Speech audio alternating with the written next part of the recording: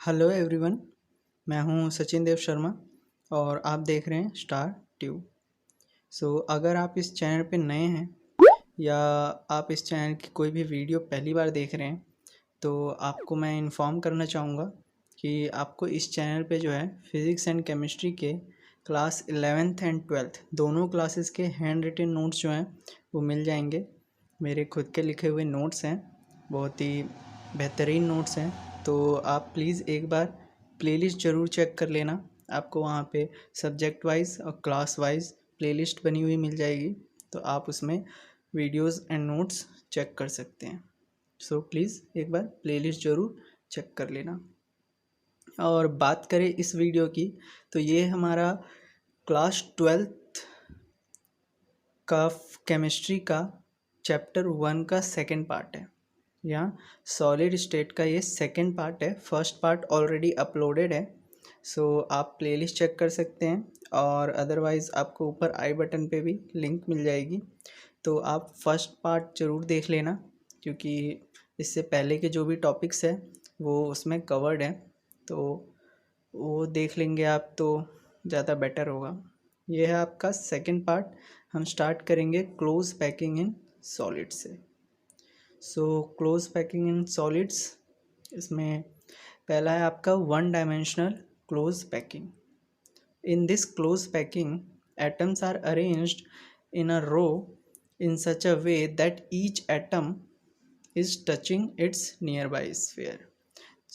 इस close packing में जो है एटम इस तरह से रो में अरेंज किया जाता है कि जो एटम्स है वो क्या होते हैं, अपने एक दूसरे के पास वाले एटम को टच किए होते हैं।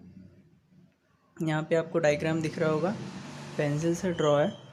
और उसके बाद है आपका टू डायमेंशनल क्लोज पैकिंग। पहला है इसमें ए पार्ट स्क्वायर क्लोज पैकिंग। इसका कोऑर्डिनेशन नंबर 4 होता है।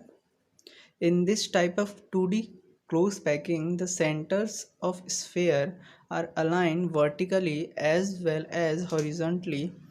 If the centers of sphere adjacent to the particular sphere are joined, then a square is formed. इसमें इस तरह की 2D क्लोज पैकिंग में जो है वो इस तरह से स्फेयर्स को अरेंज किया जाता है कि सेंटर्स जो होते हैं वो वर्टिकली और एज वेल एज हॉरिजॉन्टली जो होते हैं वो अलाइंड होते हैं। और अगर इनके सेंटर्स को आप एडजेसेंट स्फेयर्स के सेंटर को ज्वाइन करें, ठीक है, तो ये आपको एक स्क्वायर के फॉर्म में दिखाई देगा। तो आप ये डायग्राम देख सकते हैं। इसमें आप अगर एक स्क्वायर के पर्टिकुलर एडजेसेंट्स स्फेयर के सेंटर्स को अगर ज्वाइन करें तो वो क्या बनाएगा, आपका स्क्वायर बनाएगा। इसीलिए इसको स्क्वायर क्लोज पैकिंग भी कहा जाता है। और इसमें स्पेस ऑक्यूपाइड जो होता है वो कितना होता है, 52.4%। फिर है आपका हेक्सागोनल क्लोज पैकिंग। इसका कोऑर्डिनेशन नंबर 6 होता है। कोऑर्डिनेशन नंबर में भी आपको पता होगा, नहीं पता तो जो भी आपका एटम्स आपस में एक जो आपका एटम समझिए या स्फीयर, वो कितने आजू बाजू के एटम से टच है, उसको क्या कहेंगे, कोऑर्डिनेशन नंबर। जैसे ऊपर वाले में यहाँ 4 था, तो आप अगर देखेंगे तो सेंटर वाला जो एटम है वो कितने 4 अदर अपने बाजू के एटम्स के साथ टच है, तो इसका कोऑर्डिनेशन नंबर कितना हो गया, 4। सेम इसमें है, यह आपका 6 कोऑर्डिनेशन नंबर है इसका। In this type of 2D close packing, the rows are arranged in such a way that the centers of sphere of alternate rows are aligned. When centers of sphere adjacent to particular sphere are joined, then a hexagon is formed. इसमें कुछ इस तरह से arrange किया जाता है कि अगर आप अल्टरनेट रोज आप जो सेंटर्स है स्फीयर के वो अल्टरनेट रोड्स के वो अलाइंड होते हैं, ठीक है। अल्टरनेट रोज से मतलब है कि एक को छोड़ के दूसरा वाला, ठीक है। आप इसका एग्जांपल अगर आपने देखा होगा, मौसम जो संतरे के जूस बेचते हैं, तो वो जो है वो ऐसे ही संतरे को लगा के रखते हैं। अगर आप कभी जूस की दुकान पे जाएंगे जो देखा होगा आपने, वो क्या करते हैं, पहले एक रो लगाते हैं फ्रूट्स की, उसके बाद उस फ्रूट्स के जो गैप होते हैं उसके बीच में वो क्या करते हैं, दूसरी रो लगाते हैं, फिर क्या करते हैं, फिर तीसरी रो उनके बीच के गैप में लगाते हैं। तो इस तरह से क्या बन जाता है, वो अल्टरनेट रो बन जाते हैं। तो कुछ इसी तरह की ये पैकिंग है। तो when centers of sphere adjacent to particular sphere are joined then a hexagon is formed। और अगर आप सेंटर्स को एडसेंट स्फीयर के ज्वाइन करेंगे तो क्या बन जाएगा आपका, हेक्सागन। ठीक है, आपको बना के दिखा रखा है। और इसमें स्पेस जो ऑक्यूपाई होता है वो 60.4%, hence it is more efficient. और इसीलिए क्या होता है, ये मोर एफिशिएंट होता है।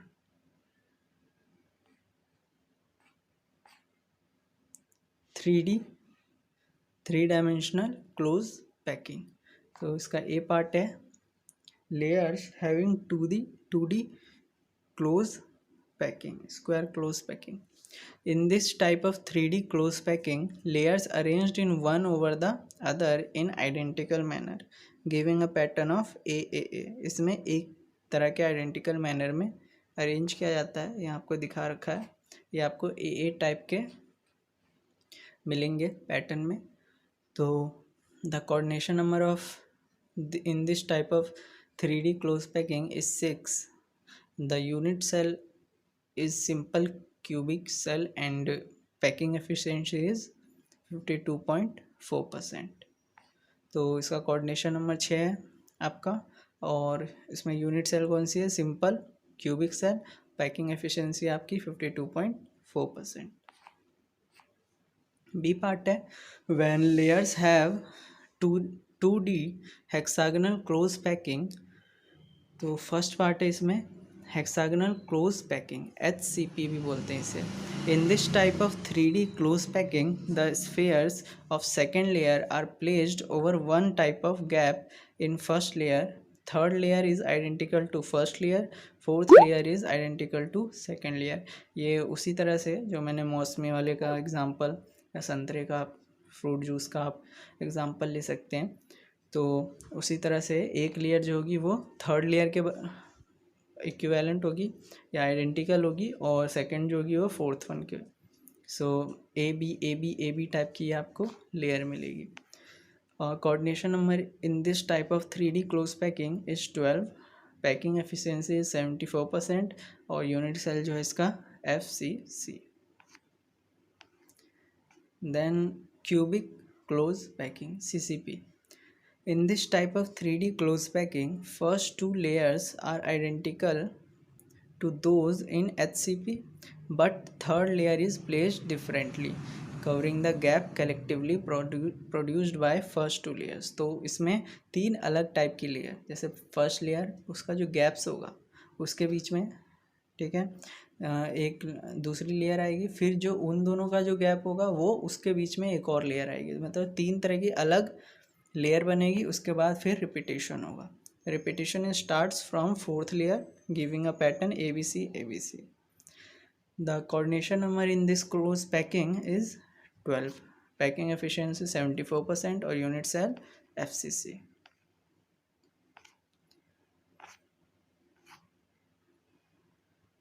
सो फिर है आपका कोऑर्डिनेशन नंबर। तो ये मैंने बताया था आपको, number of nearest neighbour in 3D close packing is called coordination number. जो 3D क्लोज पैकिंग में जो नियरेस्ट नेबर, मतलब यही समझ लिया आप, जिससे वो टच है, वो क्या कहलाता है, उसका कोऑर्डिनेशन नंबर।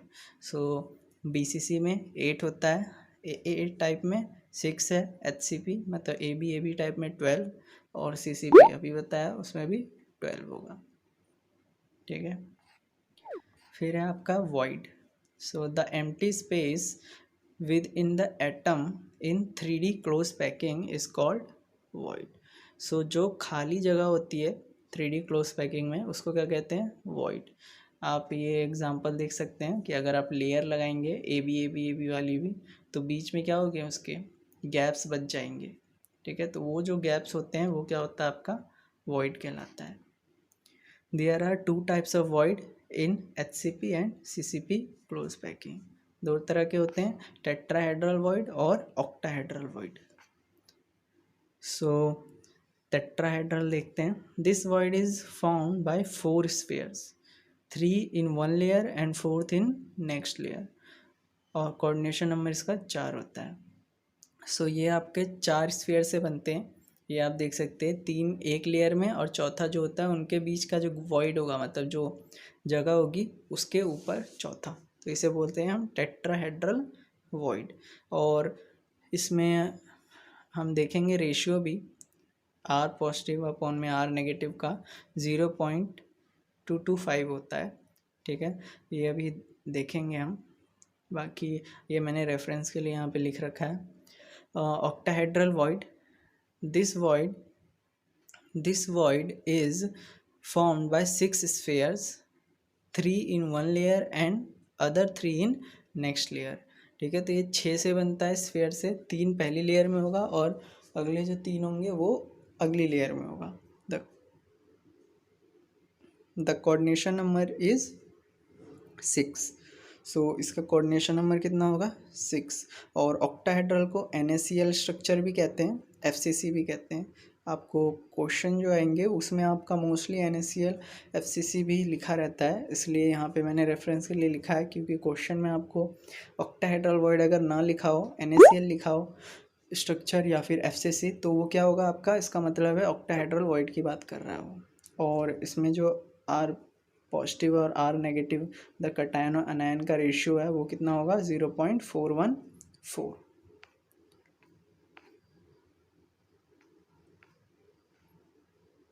अब ये है आपका कटायन अनायन का ratio, the relation between radius of atom and radius of octahedral void.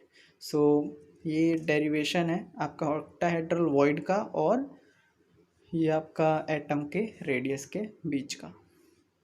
सो हम स्मॉल r से किसको रिप्रेजेंट करेंगे, रेडियस ऑफ वॉइड को। ठीक है, जो कि आपका कटाइन होगा, और कैपिटल R से रेडियस ऑफ एटम को।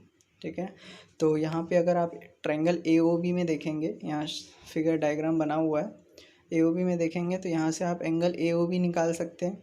ठीक है, ये हो जाएगा आपका 90 degree. AB equal to 2R कैसे हुआ, तो 2 आपका सर्कल है एडजेसेंट। ठीक है, तो इसका एक का हो गया R रेडियस, सेकंड वाले का हो गया R रेडियस एटम्स का, तो R प्लस R कितना हो गया 2R। ठीक है, तो AOB 90 डिग्री हो गया। पाइथागोरस लगाएंगे तो यहाँ से आपका सॉल्व करके R की जो वैल्यू आएगी √2 - 1 कैपिटल R आएगी। यहाँ से आप रेशियो निकाल सकते हैं R अपॉन में R का, मतलब कि R स्मॉल अपॉन में R कैपिटल का, तो ये आपका निकलेगा 0.414। ठीक है, तो कटायन और अनायन का रेशियो हो जाएगा आपका 0.414। यही मैंने यहाँ पे लिख रखा था ये ऑक्टाहेड्रल वॉइड में। सो ये है आपका रेशियो ऑक्टाहेड्रल वॉइड के लिए। देन ये आपका क्वेश्चन है, तो सिंपल आपको सिर्फ फॉर्मूला पुट करना है और इसको सॉल्व करना है। तो जैसे है आपका solid AB has octahedral structure or NaCl type structure. If the radius of anion B is 200 picometer, then what should be the maximum radius of cation? Same है आपका octahedral structure बोला है, तो आपका R पॉजिटिव अपॉन में R negative का या cation anion का रेशियो कितना हो जाएगा 0.414। आपको बस वैल्यूज़ रखनी है, दी हुई है, और आपको बस यहाँ से कैलकुलेट करना है। रेडियस ऑफ कटायन बोला आपको, मीन्स R पॉजिटिव। सेम ये है, आप क्वेश्चन देख लीजिए, सॉल्व कीजिए, बाकी मैंने सॉल्व किया हुआ है, आप रेफरेंस ले सकते हैं। एक और क्वेश्चन है, सब फॉर्मूला बेस्ड है, आपको बस फॉर्मूला ध्यान रखना है और पुट करना है और सॉल्व करना है।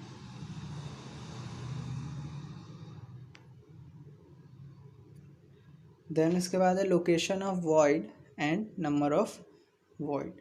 सो टेट्राहेड्रल वॉइड है आपका, इसकी लोकेशन है वॉइड और नंबर ऑफ वॉइड हम देखेंगे, इस पे भी क्वेश्चंस बनते हैं।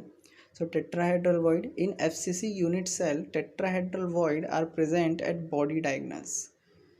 ठीक है, तो टेट्राहेड्रल जो होते हैं वो बॉडी डायगनल्स पे होते हैं. कितने डायगनल होते हैं? एक, अगर आप स्क्वायर के बात करें तो 4 बॉडी डायगनल होते हैं. ठीक है, तो 2 tetrahedral void are present in each body diagonal. तो टोटल कितने हो गए? 4 इंटू 2 8.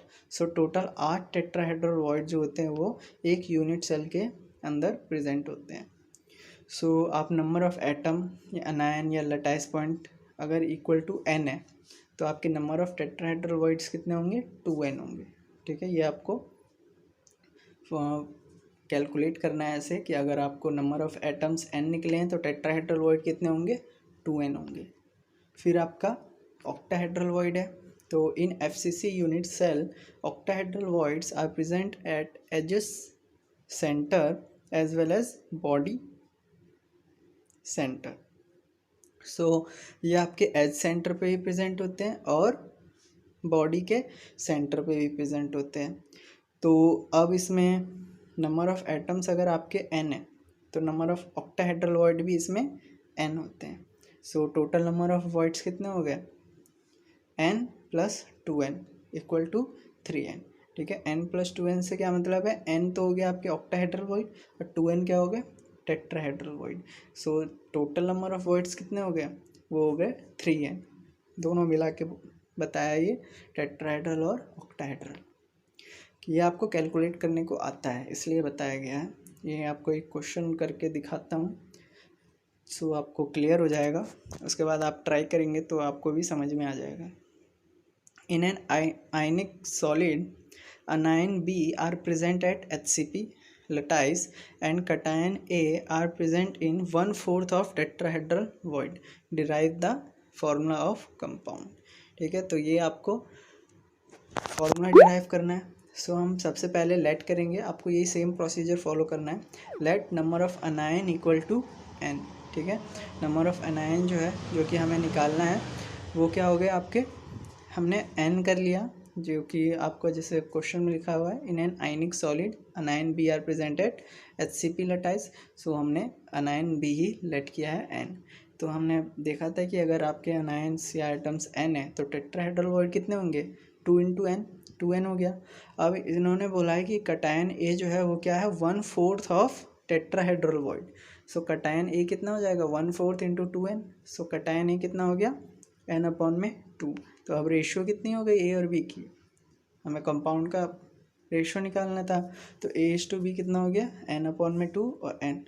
तो ये कितना हो गया? 1:2. फॉर्मूला बना देंगे AB2. ठीक है, तो ये सिंपल है.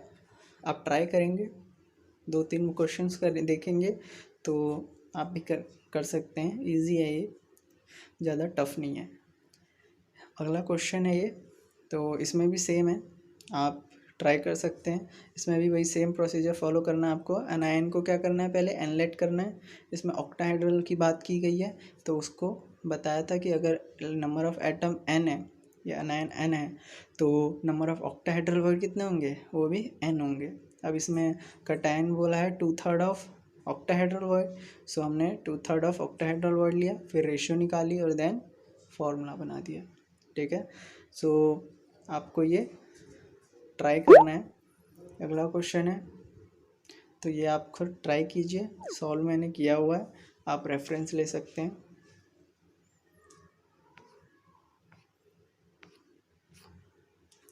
ये भी क्वेश्चन है. सो इसमें आपको 3 कंपाउंड्स एलिमेंट्स दे रखे हैं कंपाउंड के, जिसका आपको फॉर्मूला डिराइव करना है कंपाउंड का. सो ये भी सेम है आपका. इसमें भी वही आपको अनायन लेट करना है, ऑक्टाहेड्रल टेट्राहेड्रल फाइंड करना है. क्वेश्चन में देखना है कि किसका किसके साथ रिलेशन दिया हुआ है और बस आपको फिर फॉर्मूले में पुट कर देना है कन्वर्ट करके.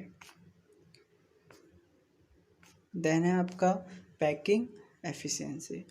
सो पैकिंग एफिशिएंसी जो होता है वो है आपका ऑक्यूपाइड वॉल्यूम अपॉन में टोटल वॉल्यूम इनटू 100. ये क्या देगा आपको? Packing efficiency. और वॉइड फ्रैक्शन जो होता है वो क्या होता है? 1 minus packing fraction. So simple cubic cell में हम डिराइव करेंगे पैकिंग एफिशिएंसी। सो उसके लिए ये आपका डायग्राम है सिंपल क्यूबिक सेल का, बिल्कुल इजी वे में ये लिखा हुआ है आपका पूरा, ठीक है, इजी वे में है, डेरिवेशन भी। सो आपको बस लेट करना है ए इक्वल टू एज लेंथ, ठीक है, और आर क्या है, हमने रेडियस ऑफ एटम ले लिया। सो ए इक्वल टू कितना हो जाएगा 2r, ठीक है, एक एच पे कितने रेडियस है 2, क्योंकि 2 एटम है उनका रेडियस कितना हो जाएगा r plus r 2r। So total number of atom जो होगा वो कितना होगा 1, ऑक्यूपाइड जो होगा सिंपल क्यूबिक में, याद है ना, अगर आपने फर्स्ट पार्ट नहीं देखा है तो प्लीज़ फर्स्ट पार्ट देख लीजिए, ठीक है। एज आपका जो सभी एजेस का मिला के टोटल एटम बनता है वो कितना बनता है 1। सो इसमें टोटल एटम कितना होगा 1। सो ऑक्यूपाइड वॉल्यूम कितना होगा 1 इंटू क्या है आपका स्फेयर, तो स्फेयर का वॉल्यूम से मल्टीप्लाई कर देंगे तो ये ऑक्यूपाइड वॉल्यूम हो गया। टोटल वॉल्यूम कितना होगा, टोटल वॉल्यूम क्या आपका क्यूब का, सो ए क्यूब में आपका ए का रिलेशन 2r आया है तो हमने ये 8r क्यूब आ गया। अब आपको मैंने बताया पैकिंग एफिशिएंसी क्या होता है, ऑक्यूपाइड वॉल्यूम अपॉन में टोटल वॉल्यूम इंटू 100। सो बस यहाँ पे पुट करना है, सॉल्व करना है और ये आपका पैकिंग एफिशिएंसी आ जाएगा 52.4%। सो सिंपल क्यूबिक सेल का आपका जो पैकिंग एफिशिएंसी है वो कितनी है 52.4%। उसके बाद है आपका face centred cubic unit cell FCC। So FCC में आपका ये डायग्राम है, हम फेस एक फेस पे, हर फेस पे क्या होता है एक एटम आपका प्रेजेंट होता है। सो इसमें हमने लेट किया है AB इक्वल टू BC, जो भी आपके एजेस लेंथ है वो क्या हो गया आपके A, तो A और C, A टू C अगर डायगोनल बन रहा है तो वो कितना हो जाएगा 4r। आप देख सकते हैं एक सर्कल जो है या एक स्फेयर जो है वो उस कॉर्नर पे है, एक स्फेयर इस कॉर्नर पे है और एक पूरा स्फेयर जो है वो सेंटर में है। सो उसका r, इसका r और बीच वाले का r प्लस r कितने हो गए 4r। और ट्रायंगल ABC क्या बना रहे हैं आपके राइट एंगल ट्रायंगल, ठीक है। तो पाइथागोरस थ्योरम लगाएंगे इसमें, पाइथागोरस थ्योरम लगाने के बाद आपको वैल्यूज पुट करनी है। ये आपका ए का रेशियो क्या दे देगा 2√2r।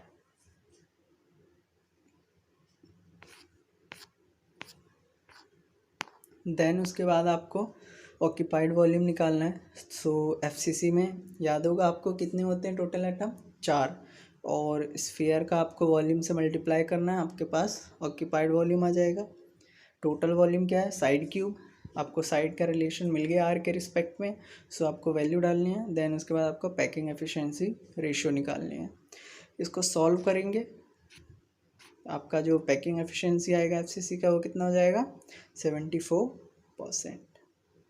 जो होप कि आपको क्लियर है, आप नीचे कमेंट करके बता सकते हैं कोई दिक्कत हो तो, और साथ ही इंस्टाग्राम पे मेरे साथ कनेक्ट हो सकते हैं, और आप चाहे तो टेलीग्राम पे भी ज्वाइन हो सकते हैं। देन इसके बाद है आपका body centre cubic cell BCC। So इसमें आपका बॉडी सेंटर पे क्या होता है, कॉर्नर्स पे तो प्रेजेंट होते ही एटम, बट बॉडी के सेंटर पे भी एक एटम जो है वो प्रेजेंट होता है। सो A to D ये हम पूरा कितना हो जाएगा 4r हो जाएगा। 2 कॉर्नर पे हैं जिनके रेडियस r और एक सेंटर पे वो कितना हो जाएगा 2r। So A to D कितना हो गया 4r। उसके बाद हमें एज लेंथ जो है वो सबकी A ले लिया। ट्रायंगल ABC में अगर आप देखेंगे जो कि बेस है, इसमें निकालेंगे तो AC की वैल्यू कितनी हो जाएगी 2√2a, ठीक है। √2a जो है AC की वैल्यू हो गई। अब आप अगर ACD में देखेंगे तो यहाँ पे अगर आप पाइथागोरस लगाएंगे तो यहाँ से आपको AD की वैल्यू कितनी निकलेगी A to D की √3a। अब यहाँ पे AD आपका ऊपर जो है इक्वेशन 1 में 4r है, इक्वेशन 3 में √3a है। सो यहाँ से A और R का आपके पास रिलेशन आ गया, हमको यही चाहिए पहले। उसके बाद आपको ऑक्यूपाइड वॉल्यूम निकालना है, बताया था कैसे करते हैं। BCC में कितने आएंगे एटम्स होते हैं टोटल 2, इंटू स्फीयर के वॉल्यूम से मल्टीप्लाई कर देना है, तो ये आपका ऑक्यूपाइड वॉल्यूम दे देगा। उसके बाद आपको टोटल वॉल्यूम निकालना है, पैकिंग और पैकिंग एफिशिएंसी के लिए आपको रेशियो निकालनी है। ये आपके पास पैकिंग एफिशिएंसी आ जाएगा BCC का 68%। ओके। देन मैंने एक टेबल में पूरा जो है कहानी वो मैंने पुट कर दिया है, जिससे कि क्वेश्चंस करने में सिंपल हो। तो सिंपल क्यूबिक में आपका जो रिलेशन था ए और आर में, इन पे भी क्वेश्चन बनते हैं, तो इसके लिए भी मैंने ये अलग से टेबल में लिख के रखा है, ये आपको याद होने चाहिए। सिंपल क्यूबिक में ए इक्वल टू 2r रिलेशन होता है, और नंबर ऑफ एटम्स कितने होते हैं 1, और पैकिंग एफिशिएंसी 52.4%। बीसीसी में ए और आर का रिलेशन क्या होता है, ए इक्वल टू 4r अपॉन में √3। नंबर ऑफ एटम कितने होते हैं बीसीसी में 2, और पैकिंग एफिशिएंसी 68%। उसके बाद आपका एफसीसी, एचसीपी और सीसीपी जो है तीनों एक ही चीज़ है। उसका रिलेशन क्या होता है ए आर का, ए इक्वल टू 2√2r, और नंबर ऑफ एटम क्या होता है 4, नंबर ऑफ एटम्स होते हैं आपके 4। पैकिंग एफिशिएंसी हो जाती है 74%। तो ये आपको याद होनी चाहिए, आप क्वेश्चंस करेंगे तो अपने आप याद हो जाते हैं। तो इसमें जैसे क्वेश्चन है, a square has 4 atoms on it's corner, what is it's packing efficiency.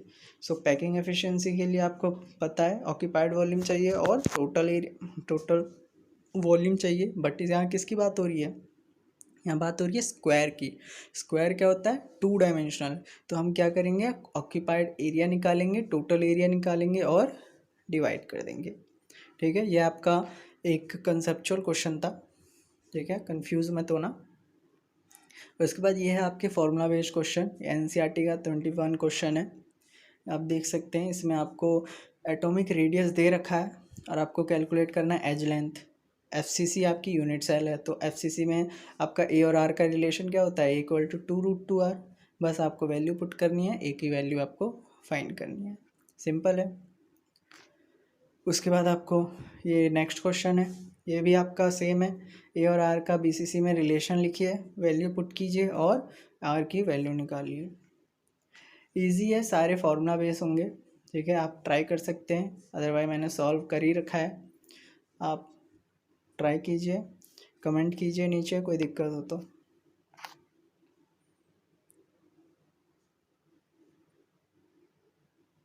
उसके बाद है आपका डेंसिटी ऑफ सॉलिड।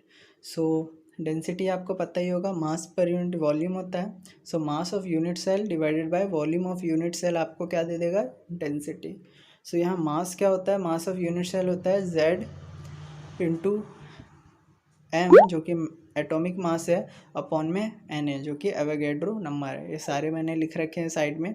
और वॉल्यूम ऑफ यूनिट सेल को क्या देगा, A³। सो आपका फाइनल डेंसिटी का फॉर्मूला क्या हो जाएगा, Zm अपॉन में A³ Na। ठीक है, तो ये आपका डेंसिटी का फॉर्मूला है, डेंसिटी ऑफ सॉलिड का। सो डेंसिटी ऑफ सॉलिड का फॉर्मूला, उसके बाद आपको सिर्फ फॉर्मूला पुट करना है, वैल्यूज़ पुट करनी है और कैलकुलेट करना है। यहाँ पे कुछ कन्वर्जन्स दे रखे हैं मैंने, आप याद ना हो तो आप कर सकते हैं। 1 picometre equal to 10⁻⁻10 centimetre equal to 10⁻12 metre, ये सब है, आपको काम आएंगे न्यूमेरिकल्स में।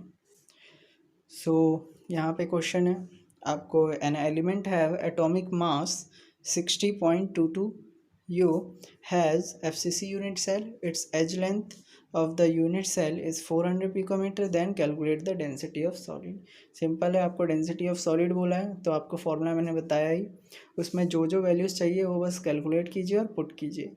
ठीक है, तो आपको Z पता होगा, FCC बोला है तो Z कितना हो जाएगा 4। आपको मॉलिक्यूलर मास निकालना है तो आपको मास ऑफ एलिमेंट निकालना होगा 6.022 इंटू 10 अपॉन में 6.022 इंटू 10⁻23 इंटू 23 से डिवाइड कर देंगे, क्योंकि वहाँ पे हमने कन्वर्ट कर लिया है पॉइंट को शिफ्ट करके। ओके, और एटॉमिक मास आपको 60.22 दे रखा है। ठीक है, तो मास ऑफ एलिमेंट ये आपको सिंपल है, सिर्फ अगर मास ऑफ एलिमेंट अगर ऐसे ना निकालना चाहे तो आप सीधा पुट कर दीजिए जो भी एटॉमिक मास है। आप जैसे यहाँ पे मैंने लिख रखा है कि अगर Z क्या है, यहाँ पे नंबर ऑफ एटम्स है, M क्या है एटॉमिक मास है, और Na क्या है एवोगैड्रो नंबर है 0.0 6.022 इंटू 10⁻23। सो ये आपका पहले से डिवाइड में है, तो आपको ये जो मास ऑफ एलिमेंट है वो कैलकुलेट करने की ज़रूरत नहीं है। आप सिंपल क्या कीजिए, जो भी एटॉमिक मास है वो बस उसमें पुट कर दीजिए फॉर्मूले में। सो Z आपको पता है, एटॉमिक मास कितना है 60.22, इसमें बस पॉइंट शिफ्ट करके इसमें वैल्यू पुट कर दिया। ए क्यूब कितना आया है आपका, तो साइड क्यूब जो है वो निकालेंगे, इसमें दे ही रखा है आपको एज लेंथ 400 पिकोमीटर, तो उसका क्यूब कर देंगे और फिर एवोगैड्रो नंबर की वैल्यू। ठीक है, तो आपको मास ऑफ एलिमेंट निकालने की ज़रूरत नहीं है, वरना आप कंफ्यूज हो जाएंगे। सिंपल आपको जो भी वैल्यूज़ पता है वो बस पुट कर दीजिए। उसके बाद आपको कैलकुलेट करना है और आपको यहाँ पे डेंसिटी मिल जाएगी।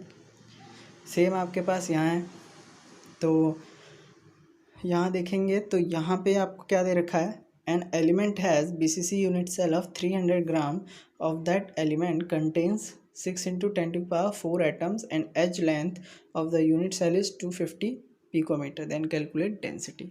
सो यहाँ देखिए आपको एवोगैड्रो नंबर नहीं दे रखा है।